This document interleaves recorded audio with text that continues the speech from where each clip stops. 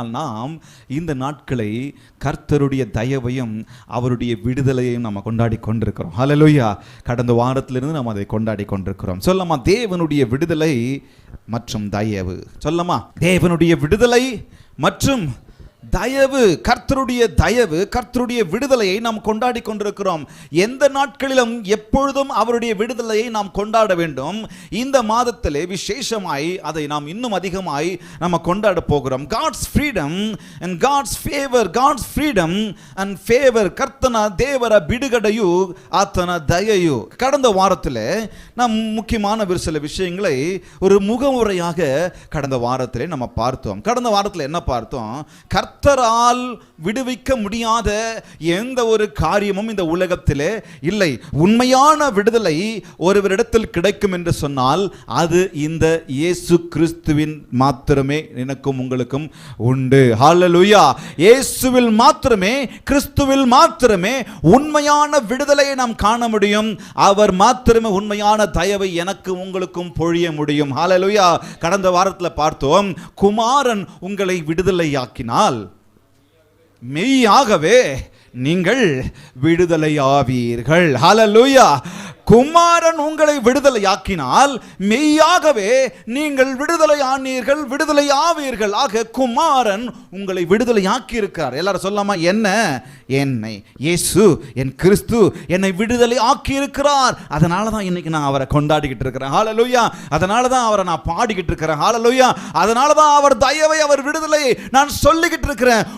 உங்க விடுதலை, உங்க தயவு என் மீது இருந்ததுனால தான் இன்னைக்கு நான் உயிரோடு இருக்கிறேன். ஆண்டவரே, சங்கீதக்காரன் சொல்றாரு, நீங்க மாத்திரம் இல்லைன்னு சொன்னா நான் என்னைக்கும் மரித்திருப்பேன் ஆண்டவரே. என்றைக்கோ நான் மரித்த இடத்தில் புல் முளைத்திருக்க ஆண்டவரே. நீங்க இல்லைன்னா நான் இல்லை. காரணம், என்னை விடுவித்தவர் நீர்தான், என்னை தயவாய் நடத்தினவர் நீர்தான் ஆண்டவரே என்று சொல்லி அவர் சொல்கிறார். ஆக அவர் விடுதலை, அவர் தயவு மிக மிக மிக மிக முக்கியம். இன்றைக்கு போன வாரத்தில் பார்த்ததை நான் உங்களுக்கு சுருக்கமாக சொல்கிறேன். ஃப்ரீடம் ஃப்ரம் சின், பாவத்திலிருந்து எனக்கு விடுதலை தருகிற நாமம் ஒரே ஒரு நாமம், இந்த இயேசுவின் நாமம் மாத்திரம்தான். ஹல்லேலூயா. வானத்திலும் பூமியிலும் சகல அதிகாரம் யாருக்கு கொடுக்கப்பட்டிருக்கிறது? என் இயேசுவுக்கு மாத்திரம்தான் கொடுக்கப்பட்டிருக்கிறது. ஆக அவர் மாத்திரம்தான் என்னை பாவத்திலிருந்து விடுதலை கொடுக்க முடியும், அக்கிரமத்திலிருந்து விடுதலை கொடுக்க முடியும்.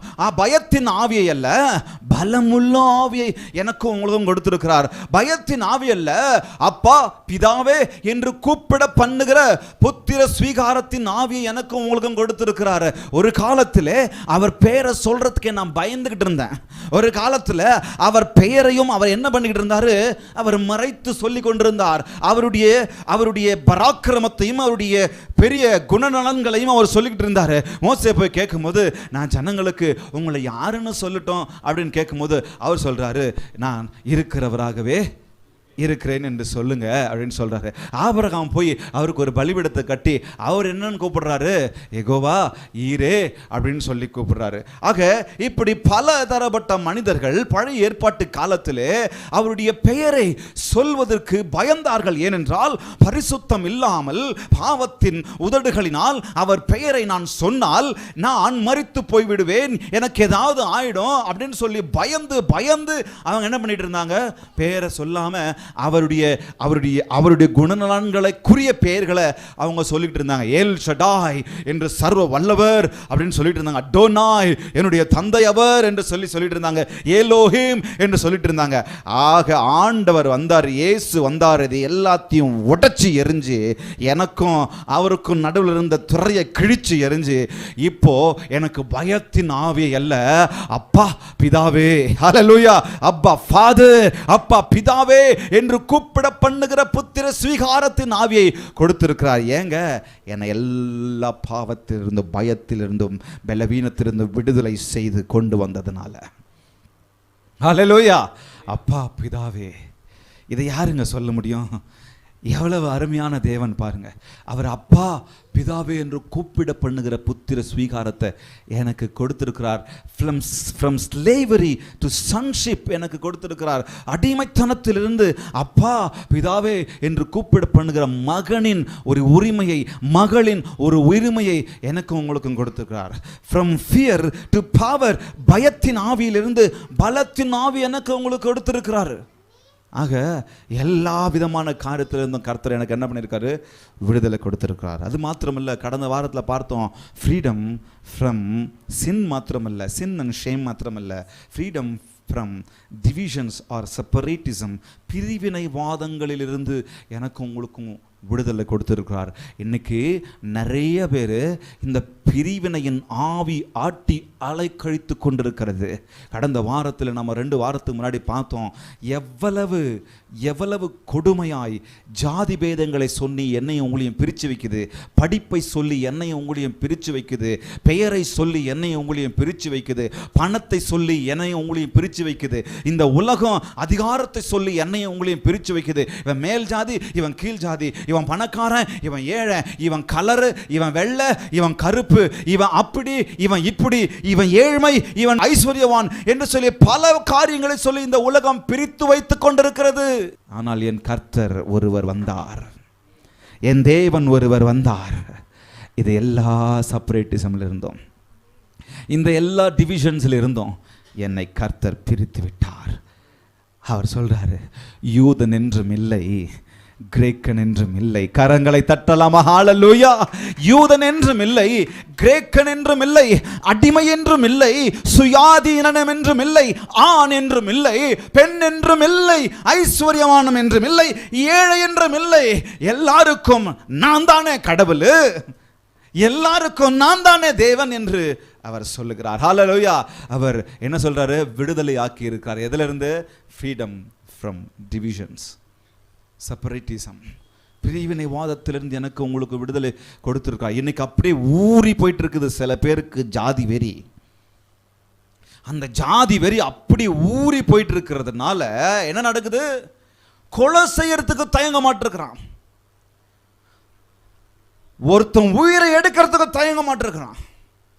என்னதான் இருந்தாலும் என் ஜாதிரா, என்னதான் இருந்தாலும் நான் மேல் ஜாதிரா, என்னதான் இருந்தாலும் நான் அப்படிடா, நான் இப்படிடா, வளரும் போதே வளர்க்கும் போதே அந்த திமிரோடே வளர்க்குறாங்க. ஆனால் இன்னைக்கு என்ன நடக்குது? போன வாரத்தில் பார்த்தோம்ல, உங்களுக்கு தெரியாதது இல்லை, ஒரு வாலிப பையன், அவன் கீழ் ஜாதி ஒரு மேல் ஜாதி பொண்ணை கல்யாணம் பண்ணான்னு சொல்லி அவனை வெட்டி நடு ரோட்டில் பகலில் இன்னொரு வாலிபன் கொலை பண்ணியிருக்கிறான். இன்னைக்கு அப்படி நடந்துகிட்டு இருக்கு இந்த உலகம். நம்ம சொல்கிறோம் கம்ப்யூட்டர் உலகம், விஞ்ஞான உலகம், அதை கண்டுபிடிச்சிட்டேன், இதை கண்டுபிடிச்சிட்டேன், அதை சாதிச்சிட்டேன், இதை சாதிச்சிட்டேன்னு சொல்லி. ஆனால் கொஞ்சம் யோசிச்சு பாருங்க, இன்னும் ஜாதி வெறி உள்ளுக்குள்ளே ஒட்டிக்கிட்டு இருக்கு. நீங்கள் உண்மையிலே விடுதலையானீர்கள் என்று சொன்னால் இந்த பிரிவினைவாதத்தை உங்களுக்குள்ளாக வைத்திருக்க மாட்டீங்க. விடுதலை பெற்றிருக்கிறோமா? எங்க சுத்தினாலும் இல்லை அங்கே வந்து நிற்கிறோமா? எங்கே சுற்றினாலும் ஜாதிக்கிட்ட வந்து நிற்கிறோமா? எங்கே சுற்றினாலும் பணத்துக்கிட்ட வந்து நிற்கிறோமா? எங்கே சுற்றினாலும் கருப்பு வெள்ளைன்னு சொல்லி வந்து நிற்கிறோமா? ஆண்டவர் தெளிவாக சொல்கிறாருங்க, பவுல் தெளிவாக சொல்கிறாரு, யூதன் என்றும் இல்லை, கிரேக்கன் என்றும் இல்லை. நான் யூதனுக்கும் கடவுள், நான் கிரேக்கனுக்கும் கடவுள் அல்லவா? அப்படி இல்லைன்னு சொன்னால் சமாரியா ஸ்திரீ கிட்ட ஏன் போய் என் இயேசு அந்த மதியத்தில் போய் பேச போகிறாரு? ஒரு யூதன் ஒரு பெண்ணிடத்தில் பேசுறது தவிர்ப்பான். ஒரு யூதன் ஒரு சமாரியரிடத்தில் புழங்குவதை பேசுவதை தவிர்ப்பான். ஆனால் என் கர்த்தர்,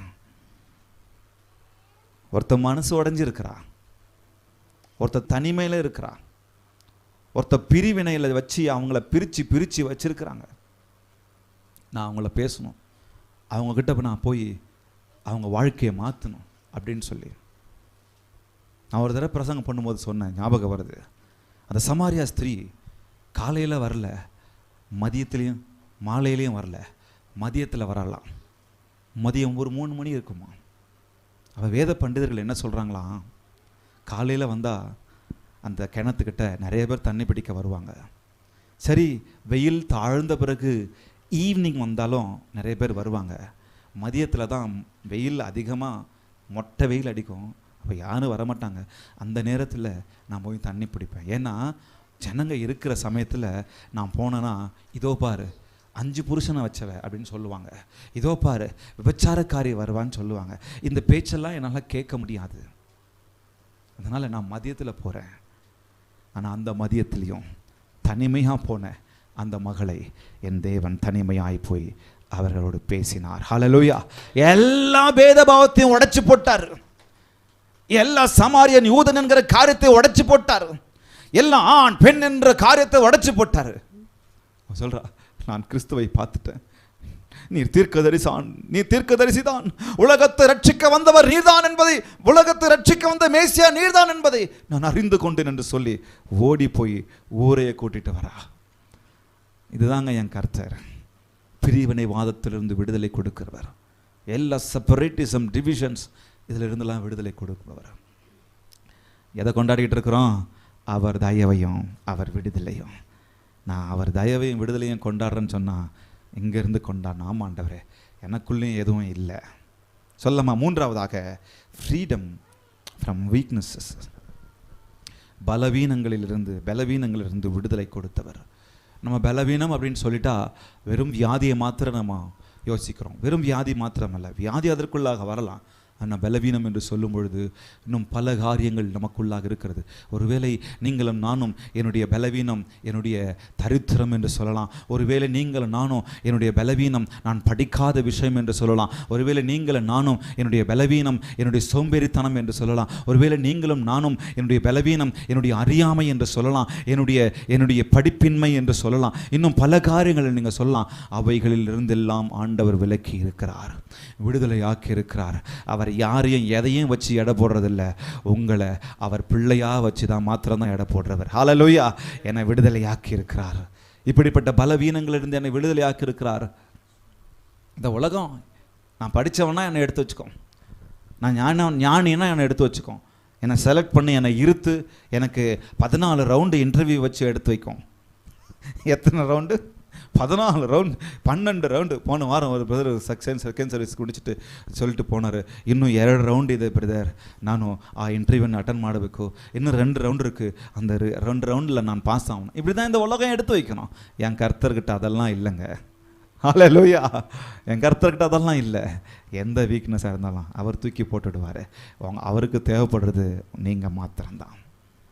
ஹல்லேலூயா. சொல்லம்மா, இவரே உண்மையான தேவன், இவர் தயவு ஏமல் இருக்கிறதுனால தான் இன்றைக்கி நான் உயிரோடு இருக்கிறேன். அந்த உயிரோடு இருந்து அவர் விடுதலையை கொண்டாடி கொண்டிருக்கிறேன். ஹல்லேலூயா. இன்றைக்கு உண்மையிலேயே நான் விடுதலையாக்கப்பட்டேன். பாவத்திலிருந்து விடுதலையாக்கப்பட்டேன், பிரிவினைவாதத்திலிருந்து விடுதலையாக்கப்பட்டேன், பலவீனங்களிலிருந்து விடுதலையாக்கப்பட்டேன். ஆம், நான் விடுதலையாக்கப்பட்டேன். விடுதலையாக்கப்பட்டவர்கள் எப்படி இருப்பார்கள்? விடுதலையாக்கப்பட்டவர்கள் எப்படி நடந்து கொள்வார்கள்? விடுதலையாக்கப்பட்டவர்கள் தங்கள் கடினமான காலங்களிலே எப்படி நடந்து கொள்வார்கள்? விடுதலையாக்கப்பட்டவர்கள் தங்கள் மோசமான சூழ்நிலைகளிலே என்ன செய்வார்கள்? விடுதலையாக்கப்பட்டவர்கள் தங்கள் உபத்திரவ காலங்களிலே எப்படி நடந்து கொள்வார்கள்? தங்கள் ஊழிய பாதையிலே எப்படி நடந்து கொள்வார்கள் என்பதை குறித்து நாம் பார்க்க போகிறோம். பவுலும் சீலாவையும் குறித்து நாம் பார்க்க போகிறோம். எல்லாம் சொல்லாமா, பவுல் மற்றும் சீலா 2 பேரும் ஊழியம் செய்து கொண்டு போய்கிட்டு இருக்கிறாங்க. 2 பேரும் என்ன பண்ணுறாங்க? ஊழியம் செஞ்சுக்கிட்டு அவங்க போய்கிட்டு இருக்கும்போது, இந்த ஊழிய பாதையிலே அவங்க போய்கிட்டே இருக்கும்போது ஒரு குறி சொல்கிற ஒரு லேடி என்ன பண்ணுறாங்க? அவங்களுக்கு பின்னாடியே வந்து அடிக்கடி நச்சரிச்சுக்கிட்டே இருந்திருக்கு. என்ன சொல்லுதான்? குறி சொல்லுதான், இவங்க தான் உண்மையான கடவுளை குறித்து சொல்ல வந்திருக்கிறவங்கன்னு சத்தம் போட்டு சொல்லிக்கிட்டே இருக்குமா. இவருக்கு பார்த்துக்கிட்டே இருந்தார் பவுல் பயங்கர வைராக்கியம் உள்ளவர் இல்லை, அவர் பொறுமையாக தான் இருந்தார். ஆனால் இந்த அம்மா பண்ணுற அட்டூழியம் தாங்க முடியல. இந்த அம்மா அப்பாவை பார்த்து உனக்குள்ளே இருக்கிறத விரட்டுறன்னு சொல்லிட்டு என்ன பண்ணுறாரு? உனக்குள்ளே இருக்கிற விஷயத்தை விரட்டி அப்படின்னு சொல்லி அந்த அவளுக்குள்ளாக இருக்கிற அந்த அசுத்த ஆவியை அப்படியே அவர் என்ன பண்ணுறாரு? விரட்டி போடுறாரு. அந்த லேடியை பயன்படுத்தி கொண்டிருந்தவர்கள் அவளை பணத்திற்கு யூஸ் பண்ணி, குறி சொல்லி, பணத்திற்காக ஆதாயத்திற்காக யூஸ் பண்ணிக்கிட்டு இருந்தவங்க, கூடி இருந்த ஜனங்க எல்லாம் என்ன பண்ணிட்டாங்க தெரியுங்களா? பவுலியும் சீலாவையும் அடித்து இந்த மாதிரியெல்லாம் பண்ணக்கூடாது அப்படின்னு சொல்லி ரோமர் அதிகாரிகள்கிட்ட போய் கொடுத்து அவரை சிறையில் போட்டாங்க. உங்களுக்கு அந்த கதை தெரியும். சிறையில் என்ன நடந்தது? பவுலும் சீலாவும் என்ன பண்ணாங்க? முழிச்சு பார்த்துக்கிட்டு, கண்ட கடவுளுக்கு ஊழியம் பண்ணல வந்தேன், என்னை போட்டு ஜெயிலில் போட்டாங்களே அப்படின்னு சொல்லாமல் அங்கேயும் என்ன பண்ணுறாங்க? பாட்டை பாடுறாங்கய்யா. ஹல்லேலூயா. அங்கே என்ன பண்ணுறாங்க? பாட்டை பாடுறாங்க, அங்கே ஜெபம் பண்ணுறாங்க, அங்கே ஆண்டவரை ஆராதிக்கிறாங்க. கர்த்தர் அங்கே இருந்து என்ன பண்ணுறாரு? விடுதலை கொடுக்குறாரு. இதுதான் இந்த விஷயத்தினுடைய ஒரு சின்ன பேக்ரவுண்டு. நான் உங்களுக்கு சொல்லியிருக்கிறேன். ஒரு வசனத்தை மாத்திரம் நான் உங்களுக்கு வாசிச்சிடுறேன், கவனிங்க. இப்படி நடக்கும்போது என்ன சொல்கிறாங்க பாருங்கள். அவன் இப்படிப்பட்ட கட்டளையை பெற்ற பின்பு அவர்கள் உட்காவலறையிலே அடைத்து அவர்கள் கால்களை தொழுமரத்தில் மாட்டி வைத்தார்கள். நடுராத்திரியிலே பவுலும் சீலாவும் ஜெபம் பண்ணி தேவனை துதித்து பாடினார்கள். காவலில் வைக்கப்பட்டவர்கள் அதை கேட்டுக்கொண்டிருந்தார்கள். ஹல்லேலூயா. ஆக நல்லா கவனிங்க. உண்மையிலேயே விடுதலையாக்கப்பட்டவர்கள் எப்படி இருப்பாங்க? உண்மையிலே விடுதலையாக்கப்பட்டவர்கள் எப்படி இருப்பாங்கன்னு சொன்னால் இந்த பவுலையும் சீலாவையும் தான் நம்ம பார்க்கணும். நான் விடுதலையாக்கப்பட்டிருக்கிறேன்ப்பா, நான் இந்த பாவத்திலிருந்து, அக்கிரமத்திலிருந்து, அசிங்கத்திலிருந்து, அடிமைத்தனத்திலிருந்து, பலவீனங்களிலிருந்து, பிரிவினை காரியங்களிலிருந்து நான் விடுதலையாக்கப்பட்டிருக்கிறேன். ஆனால் இப்பொழுது எனக்கு ஒரு உபத்திரவம் வருகிறது. இப்பொழுது நான் ஒரு உபத்திரவத்திற்குள்ளாக போகிறேன். இப்பொழுது நான் ஒரு பாடுகளுக்குள்ளாக நான் போறேன். ஒரு விடுதலையாக்கப்பட்டவன், உண்மையிலேயே விடுதலையாக்கப்பட்டவன் எப்படி இருப்பாங்கன்னு சொன்னா, அந்த இடத்துல புலம்பிக்கிட்டு இருக்க மாட்டாங்க. இந்த பவுலும் சீலாவும் என்ன பண்றாங்க? ஒரு பெரிய பிரயாணத்தை செய்து கொண்டு வந்துட்டு இருக்கிறாங்க. இந்த ஆரம்பத்தில் இந்த அதிகாரத்தின் 16 அதிகாரத்தை ஆரம்பிச்சிங்கன்னு சொன்னால், அவர் தீமோத்தேயை சந்திக்கிறார். பவுல் தீமோத்தேயை சந்திச்சுக்கிட்டு அப்படியே வரும்பொழுது இந்த பவுலும் சீலாவோடு கூட அவர் என்ன பண்ணுறாரு? ஊழியம் பண்ணிக்கிட்டே போகிறாங்க. ஒரு அம்மாவுக்கு ரட்சிப்பை கொடுக்குறாங்க, அந்த குடும்பமே ரட்சிப்புக்குள்ளாக வருது. அவங்க கூட இருந்து ஊழியம் பண்ணிகிட்டே வராங்க. அப்படி ஊழியம் பண்ணிட்டு வரும்பொழுது இப்படிப்பட்ட சம்பவம் நடக்கிறது.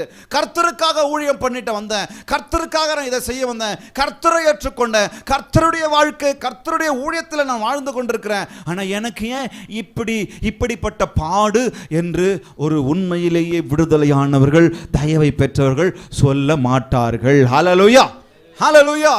ஏன் நான் ஊழியத்துக்கு இப்படி அர்ப்பணிச்சேன், இத்தனை பேரை விட்டுட்டு வந்தேன், என் அப்பாவை விட்டுட்டு வந்தேன், என் அம்மாவை விட்டுட்டு வந்தேன், என் சகோதரிகளை விட்டுட்டு வந்தேன், நான் அதை விட்டுட்டு வந்தேன், நான் இதை விட்டுட்டு வந்தேன், கர்த்தருக்கு ஊழியம் பண்றதுக்கு வந்தேன், கர்த்தர் ராஜ்யத்துக்கு உழைக்க வந்தேன், அவருடைய பிள்ளையா வந்தேன், என் வேலையை விட்டுட்டு வந்தேன், என் பிசினஸை விட்டுட்டு வந்தேன் அப்படின்னு சொல்லி இந்த மாதிரி விடுதலை பெற்றவர்கள் சொல்ல மாட்டாங்க. இந்த பவுலும் சீலாவையும் பாருங்க, அவர்கள் ஒன்றை அறிந்திருந்தார்கள். நாம் உலக அதிகாரத்தால் கட்டப்பட்டிருக்கலாம், ஆனால் உன்னத அதிகாரத்தால் விடுதலை பெற்றிருப்பவர்கள் என்பதை அவர்கள் அறிந்திருந்தார்கள். ஹல்லேலூயா. ஒருவேளை இந்த உலக அதிகாரங்கள் என்னையும் உங்களையும் கட்டி வைக்கலாம். இந்த உலக அதிகாரத்தினால் என்னை ஜெயிலில் போடலாம், என்னை பல காரியங்களுக்கு நேராக நடத்தலாம், என்னை உபத்திரவத்திற்கு நேராக நடத்தலாம், என்னை பாடுகளுக்கு நேராக நடத்தலாம், என்னை இன்னும் பலவிதமான அடிமைத்தனத்திற்கு நேராக நடத்தலாம். இவர்கள் நன்றாக அறிந்திருந்தாங்க, இந்த உலக அதிகாரத்தால் ஒருவேளை நான் கட்டப்பட்டிருக்கலாம், இந்த உலக அதிகாரத்தால் ஒருவேளை நான் சிறையில் போடப்பட்டிருக்கலாம், ஆனால் உன்னத அதிகாரத்தால் நான் விடுதலை பெற்றிருக்கிறேன். ஹல்லேலூயா. அவங்க தாங்க பாட்டை பாடுவாங்க. எங்க? ஜெயிலில் கூட, சிறையில் கூட அவங்க தான் பாட்டை பாடுவாங்க. அவங்க தான் பாட்டை பாடுவாங்க. அப்போஸ்தலர் 16:22 வசனம் இப்படியாக சொல்கிறது. அப்பொழுது ஜனங்கள் கூட்டங்கூடி அவர்களுக்கு விரோதமாக எழும்பினார்கள். அதிகாரிகள் அவர்கள் வஸ்திரங்களை கிழித்து போடவும் அவர்களை அடிக்கவும் சொல்லி. எவ்வளோ பெரிய அவமானம் பார்த்தீங்களா? கொஞ்சம் லிட்டரலாக என்ன கொஞ்சம் யோசிச்சு பாருங்க. நான் ஒரு பேகை போட்டுக்கிட்டு ஊழியம் பண்ணிட்டு போக போகிறேன், ரோட்டில் போகிறேன், அல்லது நம்ம சமுதாயத்தில் ஊழியம் பண்ணிகிட்டு இருக்கிறோம், இன்னும் பல விதமான ஊழியத்தை நம்ம செஞ்சுட்டு இருக்கிறோம். அவங்களுக்காக தான் போகிறோம், அவங்கள ரட்சிக்கிறதான் போகிறோம், அவங்கள விடுதலையாக்குறது தான் போகிறோம். ஏன்னா நான் பெற்றுக்கொண்டேனே விடுதலை, இந்த விடுதலை எல்லாரும் பெற்றுக்கொள்ளணுமே அப்படின்னு சொல்லி நம்ம போகிறோம். ஆனால் அந்த நபர்களே, அந்த ஜனங்கள் கூட்டம் கூடி என்ன பண்ணுறாங்க? அதிகாரிகள் அவர்கள் வஸ்திரங்களை கிழித்து, என் வஸ்திரத்தை கிழித்து அவர்களை அடிக்கவும் சொல்லி அவர்களை அநேக அடிகள் அடித்த பின்பு சிறையில் வைத்து அவர்களை பத்திரமாய் காக்கும்படி சிறைக்காரனுக்கு கட்டளையிட்டார்கள். இந்த இடத்துல உங்களை என்னையும் வச்சு பாருங்க. என் ட்ரெஸ்ஸை போட்டு கிழிக்கிறாங்க, ஜனங்கள் மத்தியில், கூட்டம் கூடின ஜனங்கள் மத்தியில் என்ன அடிக்கிறாங்க. நம்மளை ஒரு சின்ன முறைச்சால எவ்வளோ நம்ம பேசுகிறோம். பவுலும் சீலாவும் பாருங்க, ஒரு சின்ன முறை கவனிக்கிறேன்டா, இன்னும் கவனிக்கிறேன், நீ முறைச்சதுக்கு நான் திருப்பி முறைக்கலன்னு வச்சுக்க, என் பேரை மாற்றி வச்சுக்க. ஆனால் பவுலும் சீலாவும் பாருங்க என்ன சொல்கிறாங்க, ஒரு வார்த்தையும் சொல்லலை. அவர்களை அடிக்கிறார்கள், சட்டையை கிழிக்கிறாங்க, கல்லை எடுத்து அடிக்கிறாங்க. வலிகள், வேதனைகள், அசிங்கமாயிடுச்சு அவங்களுக்கு. ஜனக்கூட்டங்கள் எவ்வளோ பேர் அவங்கள பார்த்துருப்பாங்க. சிறையில் போட்டாங்க. உலக அதிகாரம் அவர்களை சிறையில் போட்டாலும் உன்னத அதிகாரம், ஹல்லேலூயா, உன்னத அதிகாரம், அதிலிருந்து அவர்கள் விடுதலை பெற்றிருக்கார்கள் என்று அவர்கள் அறிந்திருந்தார்கள். வேற எதுவும் பேசலை. ஒன்று செய்கிறாங்க. அங்கேயும் கர்த்தரை ஜெபம் பண்ணிக்கிட்டு கர்த்தர்கிட்ட துதிச்சுக்கிட்டு இருக்கிறாங்க. ஆக இன்னைக்கு அதே வசனத்தில் 2 காரியத்தை நாம் பார்க்க போகிறோம். முதலாவது காரியம், நமக்கு கிடைத்த விடுதலையை முழுவதுமாய் நான் புரிந்து கொள்ளணுமா? மீண்டுமாய் நான் சொல்கிறேன், நமக்கு கிடைத்த விடுதலையை முழுவதுமாய் நான் புரிந்து கொள்ள வேண்டும் என்று சொன்னால் ஜெபம் செய்யுங்க. Pray without ceasing. ஜெபம் பண்ணலாம். விடுதலையும் தயவையும் புரிந்து கொள்ள வேண்டும் என்று சொன்னால் நாம் ஜெபிக்கிறவர்களாய் எப்போதும் இருக்கணும். புலம்புகிறவர்களாய் அல்ல, ஏசி பேசுகிறவர்களாய் அல்ல, நாம் ஜெபிக்கிறவர்களாய் இருக்கணும். அடிக்கிறவர்களுக்காக, அவமானப்படுத்தினவர்களுக்காக, அதிகாரிகளுக்காக நானும் நீங்களும் ஜெபம் பண்ணுறவங்களா இருக்கணும். நடு ராத்திரியில் ஜெபம் பண்ணின்னு சொல்லி வேதம் சொல்கிறது. என்னங்க, பவுலும் சீலாவும் நடு ராத்திரியில் என்ன பண்ணுறாங்களா? 25வது வசனத்தில் ஜெபம் பண்ணணும். ஜெபம், காலையில் ஜெபம், மாலையில் ஜெபம், மதியத்தில் ஜெபம், இரவில் ஜெபம், எதற்கும் ஜெபம், எல்லாவற்றுக்கும் ஜெபம் வேண்டும். எனக்கு விடுதலைக்காக நான் ஜெபிக்கணும், தயவுக்காக நான் ஜெபிக்கணும், வெற்றிக்காக நான் ஜெபிக்கணும், உயர்வுக்காக நான் ஜெபிக்கணும், பலத்திற்காக ஜெபிக்கணும், எனக்காக ஜெபிக்கணும், நமக்காக ஜெபிக்கணும், பிறருக்காக ஜெபிக்கணும், தேசத்திற்காக ஜெபிக்கணும், உலகத்திற்காக ஜெபிக்கணும். நான் கட்டப்பட்டவனாய் இருந்தாலும், இந்த உலக அதிகாரத்தினால் கட்டப்பட்டவனாய் இருந்தாலும், இந்த உலகத்தால் என்னால் எழுந்து நிற்க முடியல. என்ன பல அடிகளை அடித்து காயப்படுத்தி என்னை ஒரு பக்கம் தள்ளி வச்சிருக்கலாம். இன்னும் நான் போன வாரம் சொன்ன மாதிரி பிரிவினத்தை செய்து என்னை கீழே தள்ளி வைக்கலாம். இவன் வேண்டாம், இவன் வேணும், இவன் கீழே, இவன் மேலன்னு சொல்லி என்னை தள்ளி வைத்து என்னை கட்டி போட்டிருந்தாலும், இவன் உதவாக்கரை என்று சொல்லி கட்டி போட்டிருந்தாலும், இவன் தேவையில்லாதவன் என்று சொல்லி கட்டி போட்டிருந்தாலும், இவன் வேறு மதத்தை கொண்டு வருகிறவன் என்று சொல்லி என்னை ஒதுக்கி வைத்திருந்தாலும், எந்த சூழ்நிலையிலும் நான் ஜெபித்துக் கொண்டே இருக்க வேண்டும். இந்த பவுலையும் சீலாவையும் போல. காரணம், அவர்களுக்கு தெரியும், இந்த உலக அதிகாரம் என்னை கட்டி போட்டிருக்கலாம், இந்த உலக அதிகாரம் என்னை சிறையில் போட்டிருக்கலாம், ஆனால் உன்னத அதிகாரம் என்னை எப்போதே விடுதலை ஆக்கிவிட்டது. ஹல்லேலூயா. அந்த விடுதலையை தாங்க அங்க பாடிக்கிட்டு இருக்காங்க. அந்த விடுதலை தான். இனி நானும் நீங்களும் போகிற பயணத்தில் எத்தனை பேர் என்ன செய்வாங்க நமக்கு தெரியாது. என்னை லிட்டரலாக ஜெயிலில் போடலாம், என்னை அங்கே கொண்டு போகலாம், என்னை அடிமைப்படுத்தலாம், என்னை பல காரியங்களை சொல்லி தள்ளி வைக்கலாம். ஒன்றை அறிந்து கொள்ளுங்க, நீங்க இந்த உலகத்தால் நீங்க எங்க இருந்தாலும் உன்னத தேவனால் அவர் கைக்குள்ளாக இருக்கிறீங்க. ஹல்லேலூயா. உன்னத தேவனால் என்றைக்கும் நீங்களும் நானும் விடுதலையாக்கப்பட்டிருக்கிறோம். ஹல்லேலூயா. அந்த விடுதலை எப்போதும் எனக்கு கொடுப்பார். அந்த நேரத்தில் ஜெபிப்பதை நான் விட்டுறக்கூடாது.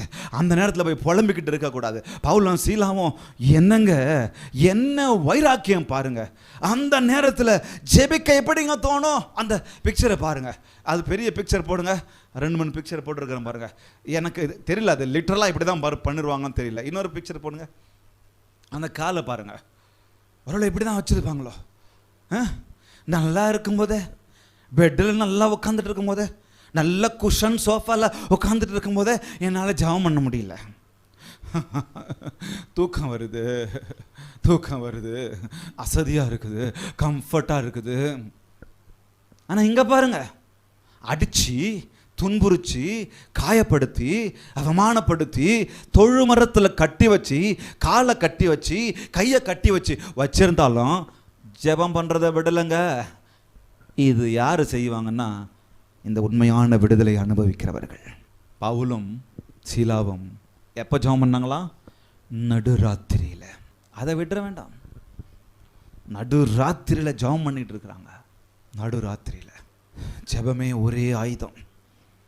எனக்கும் உங்களுக்கும் விடுதலை கொடுத்த ஒரு ஆயுதம், விடுதலை கொடுக்கிற ஒரே ஒரு ஆயுதம். ஜெபமே ஒரே வழி. ஜெபமே எனக்கும் உங்களுக்கும் ஜீவனாகட்டும். பக்கத்தில் பார்த்து சொல்லுங்க, எப்பவும் ஜெபம் பண்ணுங்க, அது போதும். ஹல்லேலூயா. எந்த சூழ்நிலையிலும், எப்படிப்பட்ட நிலையிலும், எப்படிப்பட்ட இடத்திலும், கைகள் கட்டப்பட்ட நிலத்திலும், கால்கள் கட்டப்பட்ட நிலையிலும் நானும் நீங்களும் ஜெபிப்பதை மாத்திரம் விடக்கூடாது. கதவுகள் திறக்கும் வரை விடக்கூடாது. கட்டுகள் உடையும் வரை விடக்கூடாது. விடுதலை கிடைக்கும் வரை விடக்கூடாது. வெற்றி பெறும் வரை நான் விடவே கூடாது.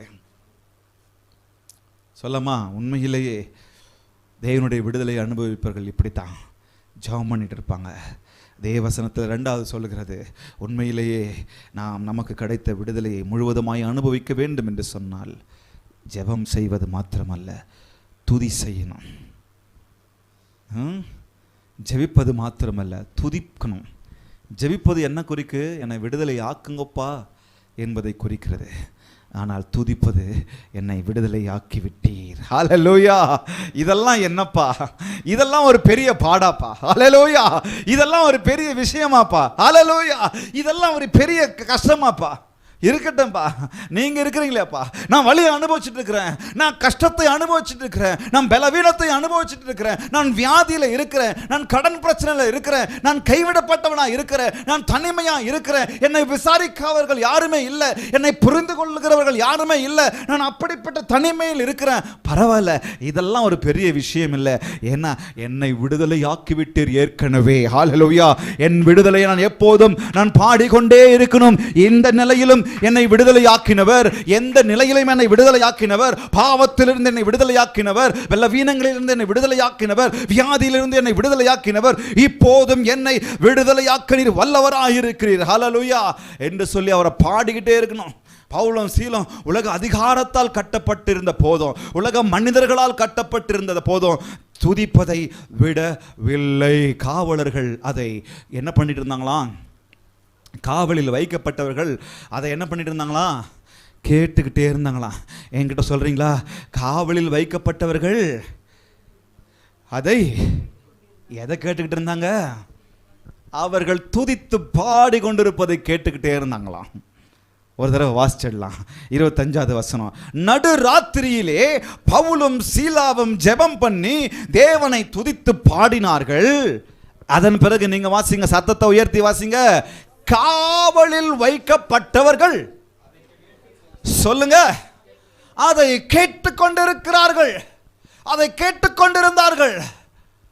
நீங்களும் நானும் உபத்திரவத்தில் இருக்கும்போது, நீங்களும் நானும் பாடுகளில் இருக்கும்போது, நீங்களும் நானும் பலவீனங்களில் இருக்கும்போது, இந்த உலகத்தால் கட்டப்பட்டவர்களாக இருக்கும்போது, உலக அதிகாரத்தால் கட்டப்பட்டு அநியாயம் எனக்கும் உங்களுக்கும் செய்து கொண்டிருக்கும் போது, இவன் வேற வேண்டவன், இவன் தேவையில்லாதவன், இவன் அசிங்கம் பிடிச்சவன் என்று சொல்லி தள்ளி வைக்கும் போது, அந்த நிலையிலும் நான் அவரை பாடி கொண்டிருந்தால் மக்கள் அதை கேட்கட்டும். ஹல்லேலூயா. மக்கள் அதை கேட்கட்டும், ஜனங்கள் அதை கேட்கட்டும், என்னை சூழ இருக்கும் ஜனங்கள் அதை கேட்கட்டும். இந்த தேவன் உண்மையுள்ள ஜீவனுள்ள தேவன் என்பதை கேட்டுக்கொண்டிருக்கட்டும். ஹல்லேலூயா. என்னடா ஜெயில்ல வந்து நான் பாட்டுக்கு சுகமா உட்கார்ந்துட்டு இருக்கிறேன், ஆனா இங்க 2 பேர் துதிச்சுக்கிட்டு இருக்கிறாங்க, ஜெபிச்சுக்கிட்டு இருக்கிறாங்க, இது யாருப்பா? இது இவங்க வணங்குகிற கடவுள் யாருப்பா இது அப்படின்னு சொல்லி அவங்க கேட்டுக்கிட்டோம். அந்த கேட்டுக்கிட்டு இருக்கவங்க ஒரு நாள் பார்ப்பாங்க கட்டுகள் உடைவதை. ஹல்லேலூயா. கதவுகள் திறப்பதை. ஹல்லேலூயா. சங்கிலிகள் உடைந்து எறிவதை அவர்கள் கேட்டுக்கொண்டிருப்பார்கள், அவர்கள் பார்ப்பார்கள். அதனால துதிப்பதை எந்த சூழ்நிலையிலும் விட்டுறாதீங்க. சில சமயத்தில் துதிக்க தோணாதுங்க, சில சமயத்தில் ஆராதனை பண்ண தோணாது. நீங்களும் நானும் நிறைய தடவை அனுபவிச்சிருப்போம், நிறைய தடவை அந்த காரியத்தை அனுபவிச்சிருப்போம். மூடு நல்லா இருக்கும்போது பாட்டு நல்லா வரும். என்னங்க, மைண்டு நல்லா இருக்கும்போது, பணம் ஜோபில் நிறைய இருக்கும்போது பாட்டு நிறைய வரும். ஜனங்கள்லாம் என்ன சூழ்ந்து நிறைய பேர் என் கூட இருக்கும், சந்தோஷமா இருக்கும்போது பாட்டு நல்லா வரும், துதி நல்லா வரும். நல்லவர், கிருபை உள்ளவர், வல்லவர், போதுமானவர், என்ன பாதுகாத்தவர், நிரப்பினவர், பாக்கெட்டை நிரப்பினவர், பர்ஸை நிரப்பினவர். நல்லா பாடுவோம். ஆனால் ஒரு நாள் வரும் நான் சிறையில் இருப்பேன். ஆனால் ஒரு நாள் வரும் நான் அடிக்கப்படுவேன். ஆனால் ஒரு நாள் வரும் நான் உபத்திரவத்தில் இருப்பேன். அப்போ நான் நல்லவர்னு பாட முடியுதா? பாட முடியுமா? நான் வேண்டினது எனக்கு கிடைக்காத போது நான் அவரை நல்லவர்னு சொல்லி பாட முடியுதா? பாடணும். ஏன் தெரியுமா? உண்மையில் விடுதலையாக்கப்பட்டவர்கள் அப்படி தான் பாடுவாங்க. இதெல்லாம் பெரிய விஷயம் இல்லைப்பா. கொஞ்ச காலம் இந்த பூமியிலே இயேசுக்காய், சுவிசேஷத்துக்காய் கொஞ்ச காலம்தான், போயிடும் இது. இவ்வுலக பாடு என்னை என்ன செய்திடும், அவ்வுலக வாழ்வை காண காத்திருக்கிறேன். என்னங்க, இந்த உலக பாடு என்ன செஞ்சிடும்? எனக்கு வலியை கொடுக்கும் அவ்வளோதானே, எனக்கு வேதனை கொடுக்கும் அவ்வளோதானே, என் உயிரை எடுக்கும் அவ்வளோதானே. ஆனால் என் ஆத்துமா ஒரு நாள் அங்கே போகும். அவ்வுலக வாழ்வுக்காக நான் காத்திருக்கிறேன். அப்படி தான் பாடுவாங்க. உலகமும் மாமிசமும் அழிந்திட்டாலும் இயேசு போதும் என்று பாடும் விடுதலை பெற்ற உதடுகள். ஹல்லேலூயா, ஹல்லேலூயா. இந்த உலகம் அதை கேட்டுக்கொண்டிருக்கட்டும், இந்த உலகம் அதை பார்த்து கொண்டிருக்கட்டும். நாம் ஜெபிப்பதையும் நாம் துதிப்பதையும் ஒரு நாள் வரும் அஸ்திபாரங்கள் அசையும், அதையும் அவர்கள் பார்ப்பார்கள். ஒரு நாள் வரும் பூமி மிகவும் அதிரும், அதையும் ஒரு நாள் பார்ப்பார்கள். ஒரு நாள் வரும் உடனே கதவுகள் திறக்கும், அதை அவர்கள் பார்ப்பார்கள். கட்டுகள் கழன்று போகும், உடைந்து போகும். ஹல்லேலூயா. அதை அவர்கள் பார்ப்பார்கள். ஒரு நாள் வரும், என் தரித்திரத்தை கர்த்தர் மாற்றுவார், என் பலவீனங்களை கர்த்தர் மாற்றுவார், என் புலம்பலை கர்த்தர் மாற்றுவார், என் அழுகையை கர்த்தர் மாற்றுவார், என் கண்ணீரை கர்த்தர் மாற்றுவார், என் உபத்திரவத்தை கர்த்தர் மாற்றுவார். ஒரு அற்புதத்தை என் வழிகளிலே என் கண்களே காண செய்வார். ஹல்லேலூயா. ஒரு புதிய வழியை என் வாழ்விலே அவர் உண்டாக்குவார். அதுவரைக்கும் அவரை ஜெபித்துக்கொண்டு அவரிடத்தில் அவரை துதித்துக்கொண்டு நாம் இருந்தால் மாத்திரம் போதும். ஹல்லேலூயா. என் வேளையில ஒரு அற்புதம் நடக்கும், அதை உங்க கண்களே காணும். ஹல்லேலூயா. அந்நிய கண்கள் அல்ல, உங்க சொந்த கண்கள், என்னுடைய சொந்த கண்கள் காணும். என்னுடைய வியாபாரத்தில் ஒரு அற்புதம் நடக்கும், என் ஃபினான்ஷியல் கிரைசிஸ்ல ஒரு அற்புதம் நடக்கும், என் சரீரத்திலே வியாதியிலே ஒரு அற்புதம் நடக்கும். அது அந்நிய கண்கள் அல்ல, சொந்த கண்கள் காணும். ஒரு நாள் வரும், ஒரு நாள் வரும். அது வரைக்கும் ஜெபித்து கொண்டிருக்கலாம், அது வரைக்கும் துதித்து கொண்டிருக்கலாம். ஹல்லேலூயா. என் ஊழியத்தில் ஒரு பெரிய அற்புதத்தை கர்த்தர் செய்ய அவர் வல்லவராக இருக்கிறார். ஒரு நாள் வரும். இன்னும் எவ்வளோ நாள்? இன்னும் சரியான காரியங்கள் செய்யலையே, இன்னும் சரியான விஷயங்கள் நடக்கலையே, இன்னும் அதை அடையலையே, இன்னும் இதை அடையலையே. எதையை குறித்து யோசிக்க வேண்டாம். நீங்கள் நானும் செய்ய வேண்டியது, விடுதலை பெற்றவர்கள் செய்ய வேண்டியது, தயவை பெற்றவர்கள் செய்ய வேண்டியது, அவரை பாடி துதித்து கொண்டே போய்கிட்டு இருக்கணும். ஹல்லேலூயா, ஹல்லேலூயா. 2 நாளாகமத்தில் வசனம் சொல்லுகிறது, அவர்கள் பாடி துதி செய்ய தொடங்கின உடனே சத்துருக்கள் எல்லாம் வெட்டுண்டு விழுந்தார்கள். ஹல்லேலூயா. எனக்கு முன்பாக இருக்கிற எல்லா சத்துருக்களும் எல்லா காரியங்களும் வெட்டுண்டு விழப்படும். அவரை பாடி மாத்திரம் துதிச்சுக்கிட்டு இருக்கலாம். ஹல்லேலூயா. துதிப்போம், எந்த சூழ்நிலையிலும் துதிப்போம், எந்த நிலையிலும் துதிப்போம், எந்த வேளையிலும் துதிப்போம், வாழ்விலும் துதிப்போம், தாழ்விலும் துதிப்போம், மாலையிலும் துதிப்போம், காலையிலும் துதிப்போம், பள்ளத்தாக்கிலும் துதிப்போம், மலையிலும் துதிப்போம், இருக்கும் போதும் துதிப்போம், இல்லாத போதும் துதிப்போம், பிறர் ஏற்றும் போதும் துதிப்போம், பிறர் தூற்றும் போதும் துதிப்போம், சுகத்திலும் துதிப்போம், பலவீனத்திலும் சுகவீனத்திலும் துதிப்போம், ஏழ்மையிலும் துதிப்போம், ஐஸ்வர்யத்திலும் நாம் துதிப்போம். ஹல்லேலூயா. எப்பவுமே துதிக்கலாம். நல்லா இருக்கும்போது மாத்திரம் இல்லை, ஒருவர் பிறக்கும் போதும் துதிப்போம், ஒருவர் இறக்கும் போதும் துதிப்போம். பிறந்த நாளை மாத்திரம் துதிக்கிறது இல்லை. நீங்கள் அந்நியர்களைப் போல, அஞ்ஞானிகளைப் போல, நம்பிக்கையற்றவர்களாய் அழ வேண்டாம். உங்களை விட்டு ஒரு சிலர் போனாங்கன்னா அழாதீங்க. அழாதீங்கன்னா துக்கம் கொண்டாடாதீங்கன்னு சொல்கிறாரு. அதுக்குன்னு அழவே கூடாதுன்ற விஷயம் இல்லை. அதை வச்சு துக்கம் கொண்டாடிட்டே இருக்காதீங்க, அதை நினச்சிக்கிட்டு உங்கள் வாழ்க்கையை வேஸ்ட் பண்ணாதீங்க. உங்களுக்கு எனக்கு ஒரு நம்பிக்கை இருக்கிறது. நம்பிக்கையற்றவர்கள் போல அழாதீங்க. எனக்கு என்ன நம்பிக்கை இருக்குது? ஒரு நாள் நான் மரிப்பேன், நான் போவேன், அங்கே என்னை பார்ப்பேன், என் சொந்தங்களை பார்ப்பேன். அதை யோசிச்சுக்கோங்க. சிறை வாசத்திலும் துதிப்போம். கட்டுகள் என்னை கட்ட வைத்திருக்கலாம், ஆனாலும் துதிப்போம். அவர் கொடுத்த விடுதலை பெரியது, அவர் பாராட்டின தயவு பெரியது. சிறைவாசத்தில் கூட அவங்கள துதிச்சாங்க பாருங்க. சிறைவாசத்திலும் அவர்கள் துதியினால் ஒரு சிங்காசனத்தை ஆண்டவருக்கு செய்தார்கள் அங்கே. ஹல்லேலூயா. எங்கேயும் துதி, எப்போதும் துதி. அவருக்கு நம்ம செஞ்சுக்கிட்டே இருக்கணும். சிறை அவர்களுக்கு இன்னொரு அறை தான். என்னங்க, கொஞ்சம் ரெஸ்ட் எடுக்க விட்டுருக்குறாங்க. அடித்தாங்க, அவமானப்படுத்தினாங்க, வலிச்சது, காலை கட்டி போட்டுருக்குறாங்க, கொஞ்சம் கம்ஃபர்ட் இல்லை.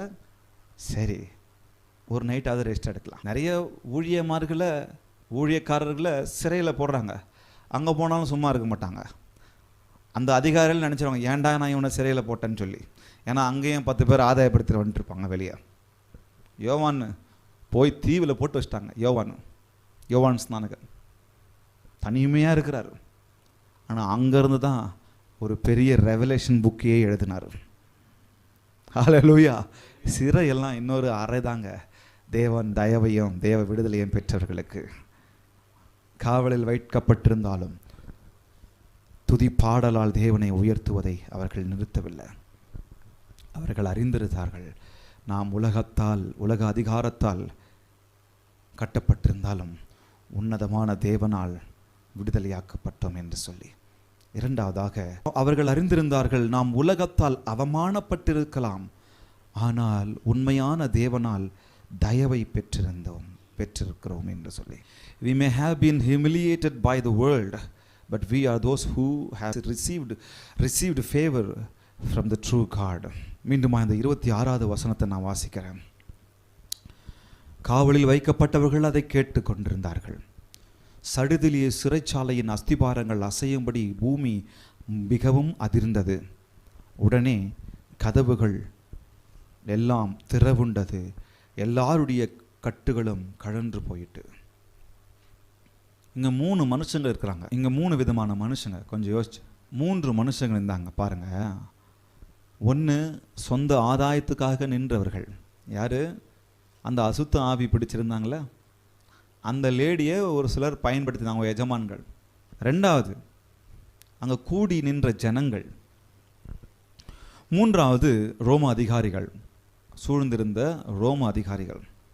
இவங்க எல்லாருமே சேர்ந்து பவுலையும் சீலாவையும் எதிர்த்து அடித்து சிறையில் போட்டாலும் தாங்கள் யாருக்கு சுவிசேஷம் சொல்ல வந்தார்களோ அவர்களே சிறையில் அவர்களை போட்டுட்டாங்க.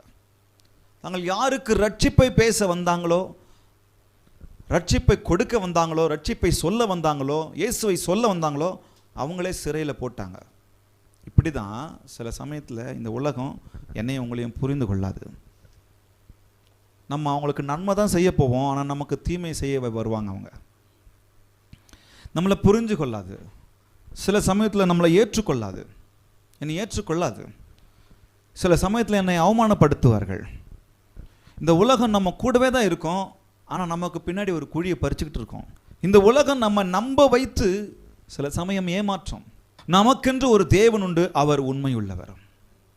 அவர் தயவு எப்பொழுதும் என் மேலே உங்கள் மேலே இருக்குது. நடக்கிற சூழ்நிலையை வச்சு அவர் தயவு எங்க கூட இல்லையோ அப்படின்னு சொல்லி நினைச்சிடக்கூடாது. யோசேப்பு அவங்க அப்பா அம்மா கூட இருந்தப்பவும் அவர் தயவு இருந்துச்சு. அவங்க சகோதரர்கள் குழியில் போட்டப்பவும் அவங்க தயவு இருந்துச்சு.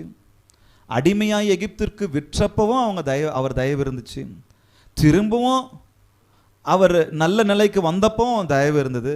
திரும்பவும் சிறையில் போட்டப்பவும் தயவு இருந்தது. திரும்பவும் வெளியில் வந்தப்பவும் தயவு இருந்தது. அவர் தயவு எப்போவுமே என்னை உங்களையும் விட்டு போகவே போகாது. ஹல்லேலூயா. அதை மாத்திரம் நம்ம புரிஞ்சுக்கலாம். அவர் எப்போதும் என்னை உங்களையும் விடுதலையாக்க தயவுள்ளவராய் என் கூட இருக்கிறார். ஆக இப்போ நடக்கிற பிரச்சனை ஜனங்களை வைத்து அவரை தீர்மானித்து விட வேண்டாம். இந்த உலகத்துக்கு நன்மை செய்ய போகும்போது அது தீமை தான் செய்யும். இயேசு ஒரு வார்த்தையை சொல்கிறாரு, எவ்வளோ அழகாக சொல்கிறாரு. உள்ளத்தில் எவ்வளோ அங்கலாய்ப்போடு யோசிச்சிருப்பார் பாருங்க. இந்த உலகம் நம்ம ஏற்றுக்கொள்ளாது. இயேசு இந்த உலகம் உங்களை ஏற்றுக்கொள்ளாது, இந்த உலகம் உங்களை பகைக்கும் என்று சொல்கிறார். யோவான் 15:18-19 வசனம் வரைக்கும் சொல்லுகிறது. யோவான் 15:18-19 உலகம் உங்களை பகைத்தால், எல்லாரும் சொல்லமா என்னங்க? இயேசு அழகா சொல்றாரு, உலகம் உங்களை பகைத்தால் அது உங்களை பகைக்கிறதற்கு முன்னே என்னை பகைத்ததென்று அறியுங்கள். இப்போ உங்களை உலகம் பகைத்து கொண்டிருக்கிறதா? நீங்களும் நானும் தேவனை சொல்ல போகும்போது, சுவிசேஷம் சொல்ல போகும்போது, நான் அவருக்காக ஊழியம் செய்ய சொல்ல போகும்போது, நான் அவரை சுமந்து இந்த உலகத்திற்கு, என் ஜனத்தாரிடத்தில், என் குடும்பத்திற்கு, என்னுடைய சமுதாயத்திற்கு, இந்த உலகத்திற்கு நான் அவரை கொண்டு செல்ல போகும்போது, கொண்டு சொல்ல போகும்போதும் என்னை பகைத்தால் ஒன்றை அறியுங்கள், உங்களை உலகம் பகைத்தால் அது உங்களை பகைக்கிறதற்கு முன்னே என்னை பகைத்ததென்று அறியுங்கள். என்னை ஏற்றுக்கொள்ளல, என்னை இந்த உலகம் அப்படிதாங்க பகைச்சது. நீங்கள் உலகத்தாராய் இருந்தால் உலகம் தன்னுடையதை சிநேகித்திருக்கும். ஏன்னா நீங்க விடுதலையாக்கப்படாம இந்த உலகத்திற்கேற்றது போல, இந்த உலகத்திற்கேற்ற வேஷம் நீங்க தரிச்சிட்டு இருந்தீங்கன்னா இந்த உலகம் உங்களை பகைச்சிருக்காது. இந்த உலகம் உங்களை ஏற்றுக்கொண்டிருக்கும். வாடா ஒரு தம்மு போட்டு வரலாம் அப்படின்னா கூட இருக்கும். வாடா ஒரு பெக்க ஒரு மக்க போட்டுட்டு வரலாம் அப்படின்னா கூட நிற்கும், பகைக்காது உங்களை. வாடா பப்புக்கு போகலாம், கிளப்புக்கு போகலாம் அப்படின்னு சொன்னா இந்த உலகம் உங்களை பகைக்காது, சிநேகித்து கொண்டு தான் இருக்கும், பகைக்காது. ஆனா நீங்க இந்த உலகத்தாரா இருந்தால் உலகம் தன்னுடையதை சிநேகித்திருக்கும். ஆனா நீங்க இந்த உலகத்தாரா இராதபடியினால் நான் உங்களை உலகத்திலிருந்து தெரிந்து கொண்டபடியினாலும். அப்படின்னா என்ன அர்த்தம்? இந்த உலகத்திலிருந்து விடுதலையாக்கப்பட்டிருந்தாங்க உலகம் உங்களை பகைக்கிறது. நீங்கள் விடுதலை பெற்றிருக்கிறீங்க, அவர் தயவுள்ளவர்களாய் நீங்கள் நானும் இருக்கிறோம். இந்த உலகம் பகைக்கும் தான். அதனால் நம்ம சோர்ந்து போக வேண்டிய அவசியம் கிடையாது. ஒன்றை மாத்திரம் நினச்சிக்கலாம், இந்த உலகம் அவமானப்படுத்தலாம், ஆனால் உண்மையான தேவன் அவர் தயவு எப்பவுமே என் மேலேயும் உங்கள் மேலேயும் இருக்கிறது என்பதை மறந்து விட வேண்டாம். நீங்களும் நானும் இந்த உலகத்திலிருந்து பிரித்தெடுத்து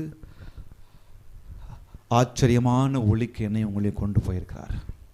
அந்தகாரத்திலிருந்து ஆச்சரியமான ஒளிக்கு பிரித்து எடுத்து இருக்கிறார். உலகத்திலிருந்து பிரித்து எடுத்திருக்கிறார். நீங்கள் உலகத்திலே இருந்திருந்தீங்கன்னா இந்த உலகம் உங்களை சிநேகித்திருக்கும், உங்களை அடிக்காது, உங்களை சிறையில் போடாது. ஏன்னா நீங்களும் அந்த பாவத்திலே தான் இருந்திருப்பீங்க. ஆனால் அந்த இதிலிருந்து ஆண்டவர் வெளியில் கொண்டு வந்திருக்கிறார். இப்போ ஆச்சரியமான ஒளியில் நம்ம இருக்கிறோம். ஒளியில் இருக்கிறதுனால இருட்டில் இருக்கிறவங்க ஒளியை பார்த்தா ஆவாது, கொஞ்சம் கண்ணு கூச தான் செய்யும். என்னங்க, கொஞ்சம் இருட்டில் இருக்கும்போது திடீர்னு வெளிச்சம் வந்துடுச்சுன்னா கண்ணு கொஞ்சம் கூச தான் செய்யும். அதனால் கண்ணை மூடிப்பாங்க, இல்லை அந்த வெளிச்சத்தை போட்டு மூடிடுவாங்க. ஒன்று மட்டும் யோசிச்சுக்கலாம், சோர்ந்து போகிற நேரத்தில் இதை மாற்ற யோசிச்சுக்கலாம்.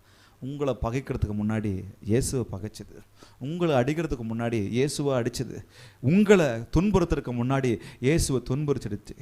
அவர் எல்லாத்தையும் பொறுமையாக சகிச்சுக்கிட்டு எனக்கு உங்களுக்கும் விடுதலையை கொடுத்தார். நம்மளும் அதே தான் செய்யணும். அவர் விடுதலை, அவர் தயவு பெரியது. அதை நம்ம கொண்டாடிக்கிட்டே இருக்கலாம், அவ்வளோதான். ஹல்லேலூயா. அதை கொண்டாடிட்டு இருக்கலாம், அவரோடு கூட வாழ்ந்துக்கிட்டு இருக்கலாம். இந்த பவுலும் சீலாவும் ஆச்சரியம். என்னங்க பாடியிருப்பாங்க, எப்படிங்க பாடியிருப்பாங்க, ஆச்சரியங்க.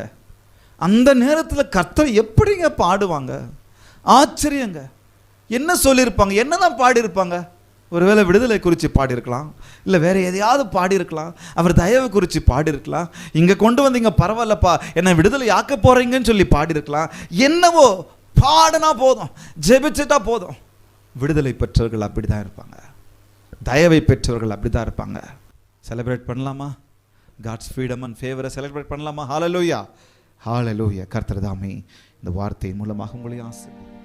அவர் நாமத்தில் வாசல்கள் திறக்கும், பெரும் பர்வதம் மெழுகு போல் உருகும். அவர் நாமத்தில் வாசல்கள் திறக்கும், பெரும் பர்வதம் மெழுகு போல் உருகும். நாம் முன்னேறி செல்வதற்கென்று வேறே நாமம் நமக்கில்லையே. நாம் முன்னேறி செல்வதற்கென்று வேறே நாமம் நமக்கில்லையே. அவர் நாமம் இயேசு கிறிஸ்து, அவர் நாமம் இயேசு கிறிஸ்து, அவர் நாமம் இயேசு கிறிஸ்து, அவர் நாமம் இயேசு கிறிஸ்து. அவர் நாமத்தில் அற்புதம் நடக்கும், தீமையானாலும் நன்மையாய் மாறும். அவர் நாமத்தில் அற்புதம் நடக்கும். தீமையானாலும் நன்மையாய் மாறும். நம் காரியம் வாய்ப்பதற்கென்று வேறே நாமம் நமக்கில்லை. கரங்களை தட்டி நம் காரியம் தீமையானாலும் நன்மையாய் கர்த்தர் மாற்றினார். பவுல் வாழ்க்கையில, சீலா வாழ்க்கையில அவர் நாமம் இயேசு கிறிஸ்து. அவர் நாமம் இயேசு கிறிஸ்து. இயேசு கிறிஸ்து. வானத்திலும் இந்த பூமியிலும் வல்லமையான ஒரு நாமம் உண்டு. வானத்திலும் வல்லமையான ஒரு நாமம் உண்டு. மனுஷருக்குள்ளே வல்லமையான வேறொரு நாமமில்லை. மனுஷருக்குள்ளே வல்லமையான வேறொரு நாமமில்லை. கடைசியாக அவர் நாமம் இயேசு கிறிஸ்து. அவர் நாமம் இயேசு கிறிஸ்து. அவர் நாமம் இயேசு கிறிஸ்து. அவர் நாமம்